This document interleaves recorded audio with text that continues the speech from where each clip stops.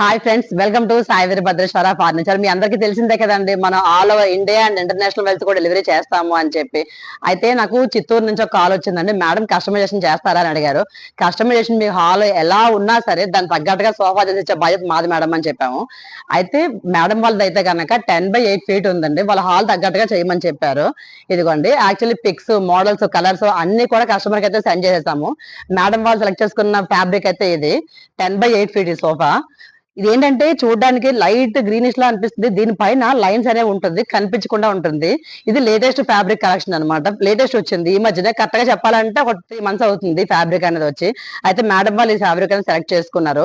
Sofa అయితే కనుక చాలా అంటే చాలా కంఫర్టబుల్ లెవెల్ ఉంటుంది. తర్వాత ఇది నెక్ అడ్జస్టబుల్ అని చూస్తున్నారు కదా, 3 angles అడ్జస్ట్ అవుతుంది. మనకు వద్దు అంటే కనుక ఇలా క్లోజ్ చేసేసుకోవచ్చు. కావాలి అంటే కనుక మనం ఏ హైట్ వాళ్ళు ఉంటే కనుక ఆ హైట్ అనేది అడ్జస్ట్ చేసుకోవచ్చు హ్యాపీగా.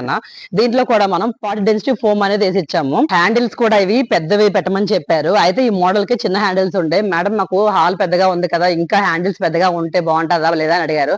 లేదు మేడం, ఈ సోఫాకి పెద్దగా హ్యాండిల్ పెట్టుకున్నా కూడా బాగుంటది అని చెప్పాము. అయితే ఇలా డిజైన్ చేయమని చెప్పారు. పెద్ద హ్యాండిల్స్ కూడా పిక్స్ పంపించాము. అయితే హ్యాండిల్ వాళ్ళు డిజైన్ చేయమని చెప్పారు. అలాగే మేడం వాళ్ళు ఏం చెప్పారంటే, నాకు లెగ్స్ ప్లాస్టికే కావాలి మేడం.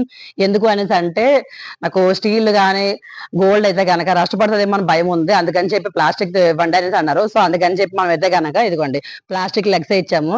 యాక్చువల్లీ మనం వాడే లెగ్స్ కూడా స్టీల్ లెగ్స్ మంచి క్వాలిటీ వాడతాము. కాకపోతే కస్టమర్ వద్దు అన్నందుకు ఇంకా స్టీల్ లెగ్స్ వాడలేదు.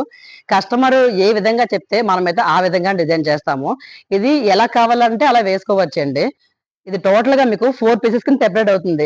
ఇక్కడ నుంచి ఇక్కడ ఒక పార్ట్ కింద ఉంటుంది. ఇదిగోండి, ఇది ఒక సెకండ్ పార్ట్. ఇది మీకు చూపిస్తాను చూడండి. చాలా మంది డౌట్ ఏంటంటే, ఈ సోఫా వెళ్తాదా ఇంట్లోకి, ఎలా వెళ్తాది అని అడుగుతున్నారు. చాలా మందికి తెలియదు ఈ విషయం. నేను ఇప్పుడు చేసి చూపిస్తాను చూడండి. ఇది 4 pieces కింద సెపరేట్ అవుతుందండి. ఇదిగోండి, ఇది ఫస్ట్ పీస్,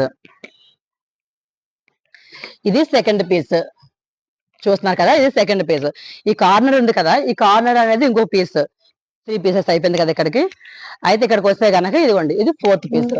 సోఫా అనేది ఇలా 4 pieces కింద డివైడ్ అయ్యి ఉంటుంది. మనం కస్టమర్ ఇంటికి వెళ్ళిన తర్వాత అడ్జస్ట్ చేస్తాము. చాలా మంది డౌట్ ఉంది, సోఫా ఎట్లా వెళ్తది అని చాలా మంది అడుగుతున్నారు. సో అందుకని చెప్పి మీకు క్లియర్ గా ఎక్స్ప్లెయిన్ చేశాను. కార్నర్స్ లో ఏవైనా సరే ఈ సైజ్ ఉంటే కనుక 9 by 7 కానివ్వండి, 10 by 8, 10 by 7 ఇలా అయితే కనుక 4 pieces కింద సెపరేట్ అవుతుంది. లేదు ఇంకా పెద్ద సైజ్ అయితే కనుక ఆ సోఫా సైజ్ తగ్గట్టుగా సెపరేషన్ చేయడం జరుగుతుంది. లొకేషన్ చిత్తూరు. రమాదేవి గారు అయితే ఆర్డర్ ఇచ్చారు. ఇదైతే కనుక ఇప్పుడు ప్యాకింగ్ చేసేసి లోడింగ్ చేసేసి చిత్తూరు డెలివరీ ఇచ్చేస్తున్నాము.